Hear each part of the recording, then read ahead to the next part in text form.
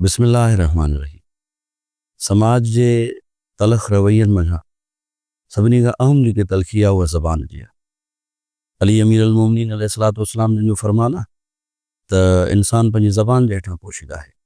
हिन समाज में थींदड़ अक्सर मसाइल जो बुनियादी ऐं वॾे में वॾो जेको अहम सबबु आहे उहो इन ज़बान जो ग़ैर ज़रूरी इस्तेमालु आहे। अॼु जे हिन नंढड़ी गुज़ारिश में इहो त अचो त समाज खे तलख़ रवैयनि खां महफ़ूज़ कयूं ऐं पंहिंजे ज़बान खे सही इस्तेमालु कयूं।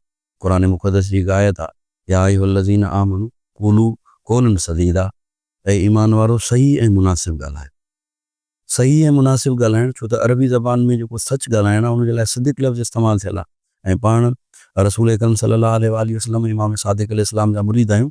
इन जे करे सच त बुनियादी असांजी ज़िंदगी जो अहम तरीन हिसो हुजणु घुरिजे। सच सां गॾोगॾु मुनासिब ऐं सही ॻाल्हाइणु सिखूं। सही ॻाल्हाइण सां समाज जे तलख़ रवैयनि ऐं समाज में थींदड़ बदमज़गियुनि खे न सिर्फ़ु घटाए सघिजे थो, बल्कि इन समाज खे ख़ूबसूरत बि बनाए सघिजे थो। ऐं इहा हिन वक़्त जी अहम तरीन ज़रूरत आहे। इहो सुवालु मुंहिंजे ॿुधंदड़नि जे दिमाग़ में ज़रूरु अची सघे थो त छा साईं सही ॻाल्हाइण खां असांजा सभई मसइला हल थी सघनि था? छा इहो प्रैक्टिकल आहे? त बिल्कुलु इहो 100% प्रैक्टिकल आहे, 100% प्रैक्टिकल आहे। अचो सही ऐं मुनासिब ॻाल्हाइणु शुरू कयो।